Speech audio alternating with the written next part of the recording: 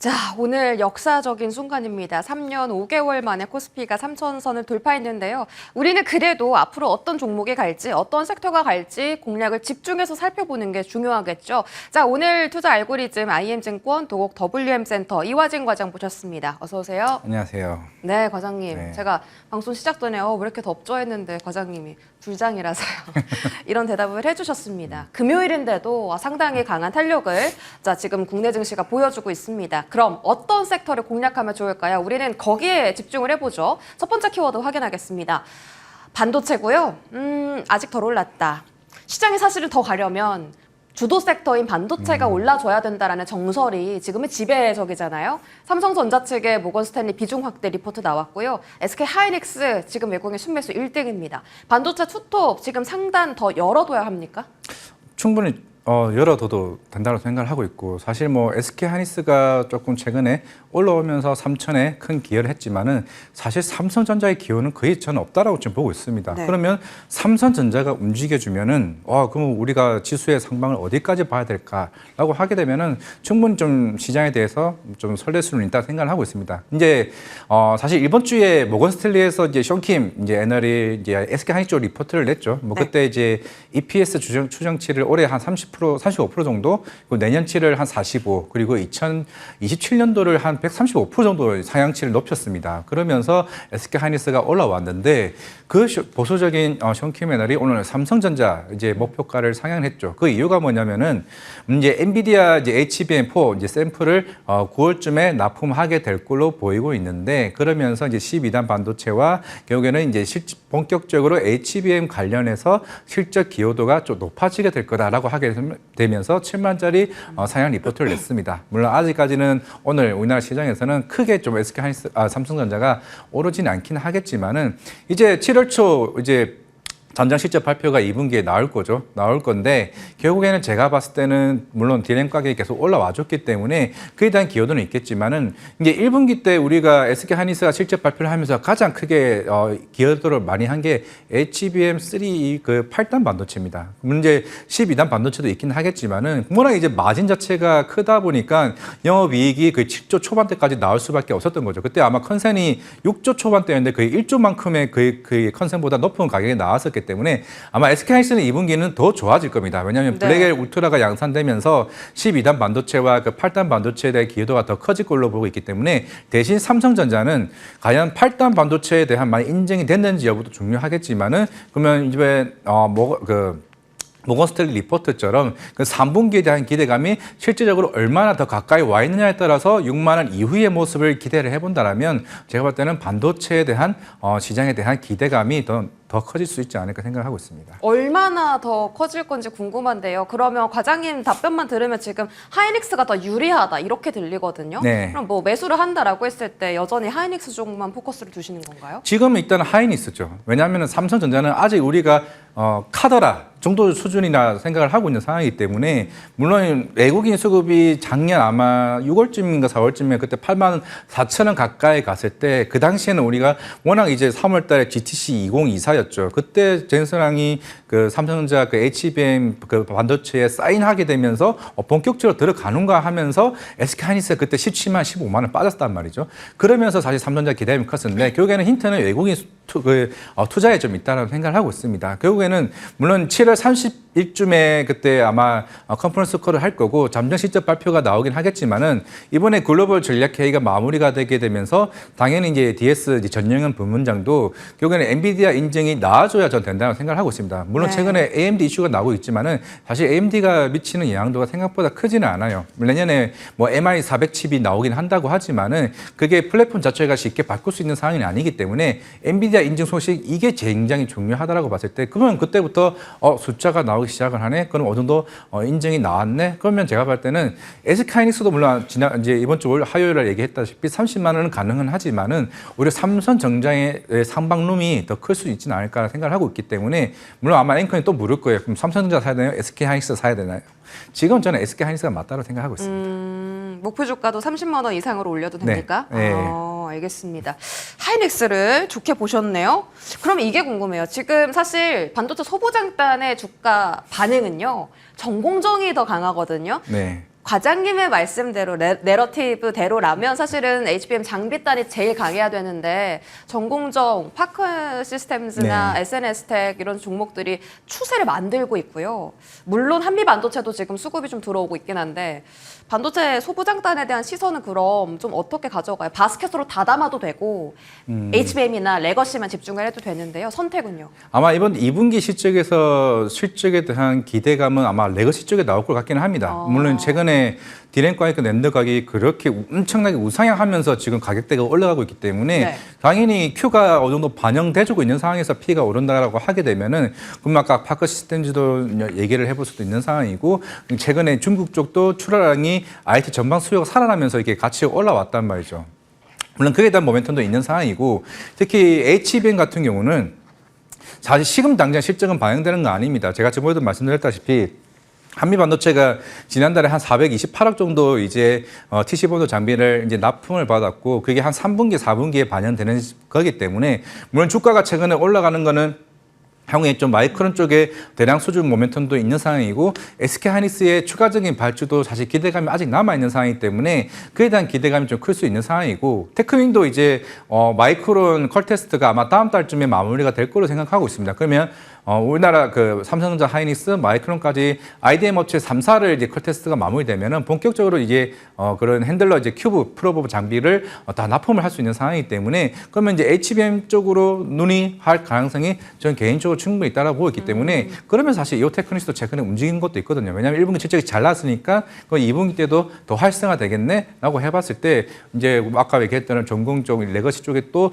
움직이고 있지만은 아마 같이 순환매하는 흐름으로 같이 갈 가능성이 저는 있다고 생각하고 있습니다. 그러면 대장주는 SK하이닉스고 이제 소부장단에서는 HBM 장비단 지금 봐야 된다 이렇게 말씀 주시는 네, 거네요. 네. 알겠습니다. 다음 키워드 확인하시죠. 소비주입니다. 소비주 세요. 화장품주 오늘 거의 뭐 한 60가지 종목들 상승불 켜고 있고요. 그 중국에서 지금 뭐 그 소비 시즌인데요. 이게 일시적인 현상일 수도 있긴 한데 지금 내수 경기 회복력이 굉장히 강하다라고 평가받는 가운데 중국향 화장품 종목들의 실적 개선도 기대된다. 그래서 오늘은 조금 미국 수출 종목들 말고 중국향이 있죠. 아모레퍼시픽, 코리아나, 한국 화장품 이런 종목들이 더 강하거든요. 이 종목들 시세 지금부터 시작인가요? 이게 사실 이게 6.18 축제 그 데이터가 나오게 되면서 기대감이 컸었고 아마 작년 때쯤에는 사실 우리나라 화장품은 거의 순위권에도 끼지도 못했습니다. 물론 이제 그런 뭐 기존의 프로야 코스메틱도 잘 나가고 있는 상황이었는데 이게 올해 1분기 때부터 약간 추세가 살짝 바뀌었어요. 아모레퍼시픽이 1분기 때 중국향 비중에서 이게 흑자 전환을 했습니다. 원래 작년 제가 기억해 그때 아마 시청자분들도 아모레퍼시픽이 하한가 간 날을 아마 기억할 겁니다. 2분기 실적 발표 이후에 중국 쪽이 너무 안 좋아서 내년 2분기나 되어야 돌아설 수 있을 것이다 했는데 1분기 때 흑자 전환했죠. 그럼 생각보다 중국 쪽 수요가 올라오고 있다는 겁니다. 물론 LG생활건강이나 특히 면세법인 쪽도 생각보다 많이 돌아서고 있으면서 그때 아마 호텔신라도 실적이 잘 나왔을 거예요. 1분기 때. 그러면 1분기 때는 특히 중국향이 변화가 생겼네? 흑자가 됐네라고 하게 되면 2분기 때는 결국 영업이익에 대한 레버리지가 더 클 수 있는 효과. 이번 6.28 그 쇼핑 축제에서 아모레퍼시픽이 오늘 10% 가까이 왔죠. 그만큼 이제 설화수나 이제 라네즈와 같은 이 브랜드가 중국 시장에서 먹히고 있다는 게 중요하다고 생각하고 있고 그럼 이제 뭘 봐야 되냐? 그럼 아모레퍼시픽은 사실 물론 이게 예전에 코로나 이후부터 오프라인 매장들을 조금 줄이면서 이제 비용단을 많이 해소된 건 있습니다. 그러면 이제 특히 온라인 쪽과 함께 같이 성장할 수 있는 구간이 있는 상황이기 때문에 그러면 아모레퍼시픽이 대형주 단에는 탑픽이 맞고 그 다음에 주목해야 될 거는 ODM 쪽은 코스맥스죠. 이게 물론 우리가 한국 콜마도 있긴 하지만 한국 콜마는 미국 쪽 비중이 크고 코스맥스는 인도네시아랑 중국 쪽입니다. 중국 쪽 비중이 아마 익스포저가 대략 한 33에서 34% 비중이 될 거예요. 지금은 우리나라 화장품뿐만 아니라 중국 코스메틱 회사도 이제 코스맥스의 이제 ODM 물량들을 오더 물량이 1분기 때부터 굉장히 많이 들어오고 있는 상황이기 때문에 1분기 때 서프라이즈 나왔죠. 그러면서 그 컨퍼런스에서 얘기한 게 2분기는 더 좋아질 수 있겠다라고 얘기를 했습니다. 그러면서 중국 쪽에 대한 화장품 관련 관련 회사들이 제가 볼 때는 2분기도 더 활성화될 것으로 보이고 있고 물론 최근에 중국 소비재 관련 데이터가 나오긴 했습니다. 물론 조금 부족한 것도 있지만은 계속 이제 내수 경기 부양책을 작년 9월부터 계속 하고 있는 좀 상황이기 때문에 우리나라 화장품단은 계속 꾸준히 좀 성장할 모멘텀이 있기 때문에 계속 지켜보는 건 네. 맞다 생각하고 있습니다. 근데 그 매수에 대한 시기를요, 사실 화장품은 실적에 대한 영향을 7월 말에서 8월 정도에 받는데 지금부터 미리 사놔도 되는 거예요? 너무 오래 기다리지 않아요? 근데 화장품 같은 경우는 이제 수출 데이터가 우리가 확인을 해볼 수 있잖아요. 항상 뭐 10일분으로 나오고 6월 10일이고 또 내일은 6월 20일치에 대한 데이터가 나올 텐데 우리가 4월 관세 이후부터 조금 고민을 많이 했던 게 자동차, 뭐 반도체, 근데 화장품은 계속 좋아지고 있습니다. 예전에 APR 그 대표님이 그 실적 발표 서프라이즈 나와서 얘기를 했던 거는 생각보다 화장품단이 관세 영향을 받았음에도 불구하고 미국 쪽은 받았음에도 불구하고 우리는 계속 얻어 물량들이 나오고 있다는 거죠.